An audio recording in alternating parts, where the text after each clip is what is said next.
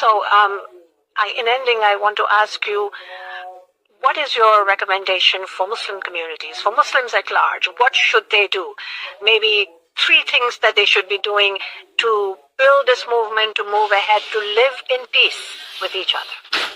I believe one of the main reasons why peace is achieved, or how peace is achieved, is if we stop linking ourselves with governments back home. So if I'm Syrian and Syria is at war, it doesn't mean I become a political activist for my country in the West. And I start losing friends and family because they don't agree with me. If I'm a Muslim and I have a satellite channel and I see things happening in the Middle East, it doesn't mean I make what I see on TV my agenda when I go outside in the Muslim community. Things don't work like that. Another issue is understanding that the West doesn't tolerate this hatred. In the Middle East, you see something on TV, you protest in the street, everybody knows what you're talking about. It's a closed society. Everything is connected. Here, you can't see something on TV, go outside and want to start problems. People won't know what you want. And you only bring fear in their hearts and unrest in the community. I think, in order to achieve peace, something that's very doable, Muslims need to separate themselves with what is happening back home. The Middle East will always have problems, from the beginning of human time up until now and until the end of time. The Middle East will never be free from problems. If we want to live in the West peacefully, stop linking yourself with the problems in the Middle East. Yes, condemn the terrorism, condemn the problems, write articles how we can achieve solutions, but don't expect to be a political activist for Saudi Arabia or Iran in Canada. That's very wrong. That's not your duty. That's not your responsibility. You're a citizen who abides by the Canadian law. Respect the Canadian law, respect the Australian law. There's no need for you to turn into a political activist because you see a video on YouTube and now you want to bring down Western civilization and you want to attack the disbelievers and the Jews. And it doesn't work like that. Separate between the two and live your life honorably. God gave you the opportunity to come to Australia, Canada, America. Use that opportunity to be a better human being. You cannot be a better human being from where you came from, otherwise you wouldn't have come. The main reason why you say I've come for a better life makes you a better human being. Therefore, live it and enjoy it. Smile, be happy, enjoy the healthy lifestyle. Don't live like you hate the world you are living in. And that's unfortunately one of the main problems they are facing. So yes. Thank you. You use the term Reformation.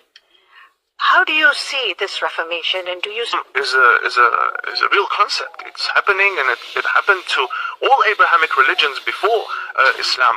And Islam claims itself to be part of the Abrahamic faith. It associates itself with that chain of Abrahamic religions, and all of them have undergone a reformation, a successful reformation. And there's no reason why Islam will not undergo its reformation. However, Islam's reformation will be very unique. Unique in the sense that reformation cannot take place through the clerical organizations, through the mullahs in power, or through Islamic governments, because they're all corrupt. They are all corrupt. No one can point to any Islamic government and say, this is a good Islamic government. It has never beheaded, it has never raped, it has never killed, it has never exiled, it has never imprisoned journalists, it has never banned free speech. It doesn't exist. All Islamic governments are guilty of these crimes. Therefore, a reformation cannot take place through Islamic governments, even if Islamic governments wanted to assist. An Islamic reformation will take place, in my opinion, through the Muslims that traveled, or in other words, fled Muslim countries, came to the West, came to even more liberal Muslim societies such as Dubai, which is a democratic society, but it has a Muslim majority. But Sharia law doesn't rule, they don't behead. So Saudi Arabia, for example, it beheads people. The very ruling in UAE, Emirates, and for example Kuwait, it's frowned upon. Nobody beheads in those areas. Therefore, there's a big difference between a Muslim nation governed by democracy and a Muslim government, an Islamic government based on Sharia law. Reformation, in my opinion, will take place because there are Muslims that have fled these theocratic environments and have come to the West and have realized that living with other people is possible. Having peaceful relationships with other religions is possible. Interfaith opens doors for achieving global peace. Therefore, why not? And these people will be the main reason for the Islamic reform. We need to work with them, we need to champion them, we need to give them our platforms.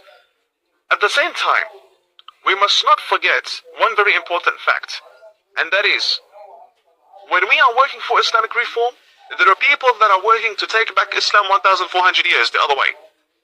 So we are up against an uphill battle, but it is a battle we shall win, definitely.